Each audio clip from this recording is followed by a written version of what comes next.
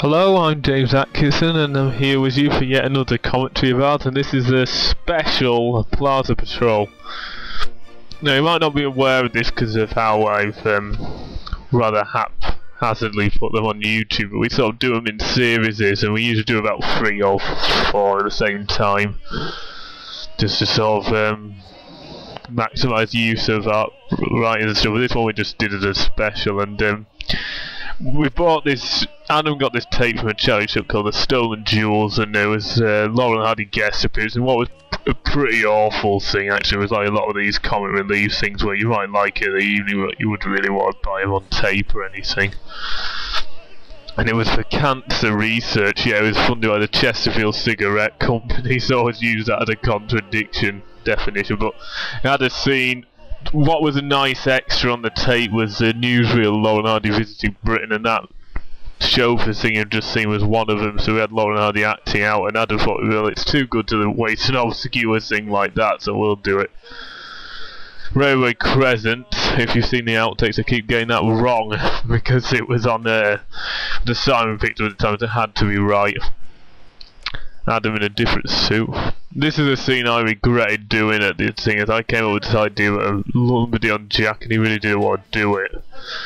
I should have really done it, but I for some reason had a bad habit of making these humiliating roles for other people, like the Jane Asher one in Prize Fighter. I loved my own father doing so. Hope I've learnt from it. There's Stuart Gurning as an extra. Someone bizarre, he was in a really silly mood when we did this, so that's why a lot of the outtakes are his. No, so when using this as a special, we when talking about this as a special, is that we've done an earlier version with a bit different to this when we were still doing on videotape, and the ending was cut off in it, so it really was that good. And I just came with the idea so we could just do a remake of it, and Adam was fine to have done it shot for shot, but I thought might as well do a little bit of changing, because we'd done a version so we knew what worked and what didn't, so we cut an order. Literally, I came with the idea Thursday, he wrote it Friday, we taped our ones on Saturday, taped Jack and Stuart's on Sunday, and then we gave it we had got it made by Monday, so it was done incredibly fast. Credit, if you notice that little tear that was supposed to be Dad, but Adam got picture Dad, but he got a bit of blue on it, so he had to cut it. That's the title joke is on the Midnight Patrol of the Laurel Hardy film. The Early Morning Ways was the bane of I'll tell you that. Plaza Patrol, that's what the original title was, and Requiem is because Alien vs Predator Requiem had been out at the time. That was a sort of joke, X being Dad's signature. The others were genuine signatures actually, and no, we don't forge our papers from them though. And Stuart Jones. Well, back to what I was saying was Early Morning Ways. This Adam had made a film called Love Till, you might have seen it on YouTube, and he aired it into this Keswick Film Festival, and it got, I don't know where it finished, but there's only 4 entrants in the young people category because he qualified for that at the time. And we know the one that finished second with this rather incoherent but decent, well-made like action horror flick, The Camp, and it lasted about 20 minutes. And well, the one that won was this one called The Early Morning Ways, which we thought they only won because they were like kids basically. So like after that we did later that afternoon we did that Benjamin Button one, and one of the shots in The Early Morning Ways of this scene was man getting a book on it, so it's a parody of his hand, and at the time we kept just making jokes about it just to try and don't want to sound like we're bad losers or anything. It just wasn't very good, put it that way. Came from the sort of Tom Green slight score. He's a comedian I just despise. That like just let for the stupid shirt and then people will laugh. But fair play to him, won the contest after all. Running Gary's umbrella, which would sort of a carry on from the previous one. I'm not sure how it worked though. Don't see It was okay, but it's a little underused.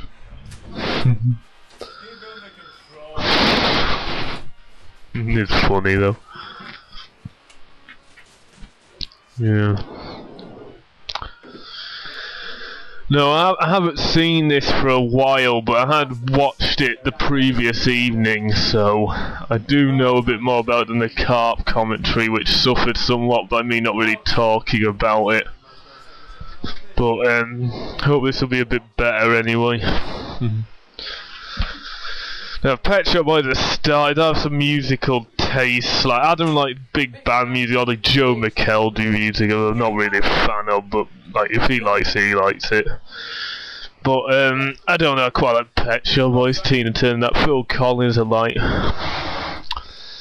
Though I don't think I'm to American Psycho level. Like, if you read that, it's a really good book, but there's a whole chapter and verse devoted to praising Phil Collins. That's a better angle, because that was an original one. I just ad-libbed that joke and it fell flat. The engaged joke before I came up with, not to blow around trumpet, just came up with on the fly, so that's why I had his voice so dubbed on it. Burger Barry was a character on Harry Hill's TV, but that was a show we used to like a lot, but it's gone downhill recently, so pokes fun at TV shows, much like you can find on the internet a lot of these stuff, like, I don't know, like poking fun of bad movies. Yeah, that was an effect we did it, because at the time we were still using tape. And we just taped ourselves on, and then we could play it on that as a sort of CCTV camera, and we'd still probably be using... We stopped using tape and moved on to DVDs about 2008. That's my voice playing the unconvincing woman. Secret shame. Yeah, we moved about 2008 to DVD when we got we got a laptop to do it on. But before that, we'd done it on videotape, which made it was very jittery and wasn't very good, to be frank. Looking back now, it looks like probably prehistoric compared to this. But we haven't been able to get a tape player working recently. But so we bought a lot of tapes in charity shops. Like we've got Highlander and Alien and all these tapes, and Terminator 2. I haven't seen it because that. One thing you probably won't know is in the original version is Jack played the Mr. Atkinson character, but because in those days we sort of shot in sequence of the play, so close there. So if an actor was unavailable, we had to film it at that time. You can hear me do stage direction, which is not that good at anything, but best he can do. Yeah, we'd sort of done a play, so if an actor simply wasn't there, we could have used them. So Dad wouldn't be available, so we got Jack to do it, but now we could pre-film, we could have got better editing techniques, we could pre-film done. I have to say, out of fairness, when we were doing that editing thing, is the original was ruined because often at the end of a thing it's out cut. But what I found hilarious was Adam was editing it. I literally said for the last video I'm going to do it properly and all this nonsense. They did it about 5 times, yeah, and I'm nothing against do it properly, but do it properly from day one. Because by the took down the early bit had to be redone as well, so... I don't know. I'm nothing against him, I've tried some editing at times, but it's not as good as he does it. Yeah, there was a primary script writer. No, I got additional material credit for this one because I had no part in writing the original one, but I'd come up with for this some ideas about adding and taking away characters such as well, there was this subplot about Ed's being chucked out by his wife and stuff, and I really didn't think that worked, so I cut that out. Dad being a sport, but getting a bit of paper stuffed in his mouth. Nicely that thing, you probably won't see it because it's a really dark film with Kinji, what's it called? Kinji is a forbidden subject. Charles brought the point to good at someone who offers him a watch in favour of bribe and says, "You're going to eat this." And at least with Dad it's just a bit of paper, it's not a watch. Kinjiti or something, Forbidden Subject it's called, but it's a really ugly, horrible film, so I wouldn't recommend you watch it. Just saw a clip on Siskel and Ebert once. Worcester 1989 I think it was, along with Ghostbusters and so, which was the last film directed by J. Lee Thompson, who really his career had gone downhill at that point. This is a good one. This joke has been done a million times before, but still good there. But oddly enough, Stewart's performance, he's usually a good actor, and here he came in such a silly mood. That's why a lot of people outtakes say his, but I don't think it's quite as good as the original performance, but it was still good. You might not know. Well, I'll explain why I gave Jack that humiliating role before. Is because if you notice, you haven't seen Jack since, so it's nice to make sure he's in at the start of the film, but like you haven't seen him for a good 10 minutes or so, but as I said, it was a mistake. I should have played him. See, I had him doubling for Dad when not in the right place. It might have been me doubling for him, I don't know what that's about, him doing he does the crew risk there and then he does it again a minute later, which I don't know if Adam was intended to cut it out or whatever. Stuart giddy.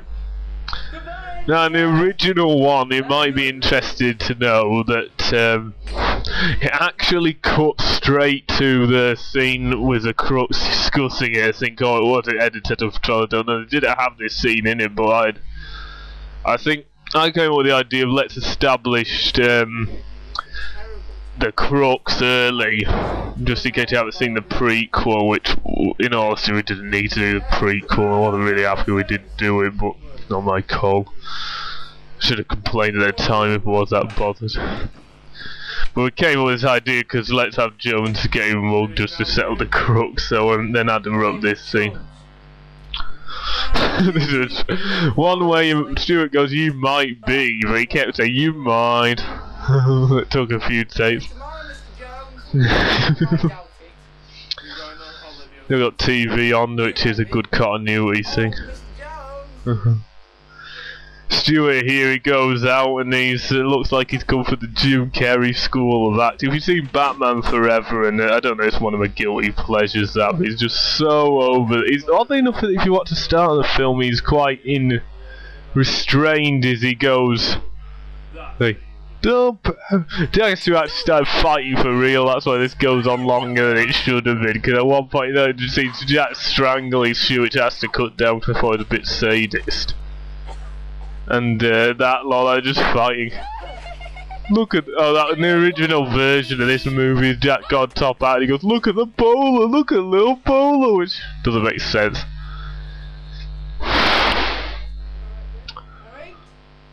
No, at the start of the film, he puts in quite a good performance when he goes, "I'll make you understand.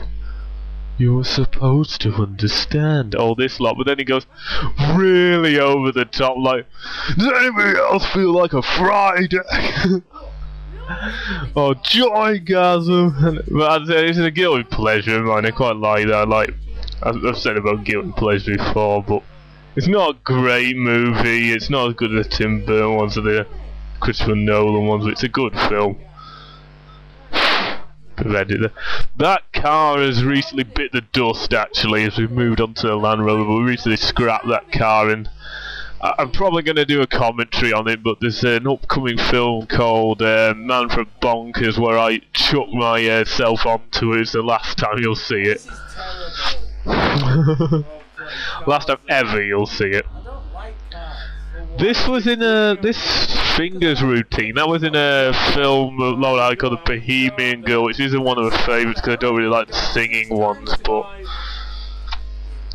it has a good thing with the finger. We should have really done a few close-up with the thing so you can get what's going on around with it. That was a good scene because it was literally just a sketch, really, and they did it and you could cut away from the stupid plot for a while.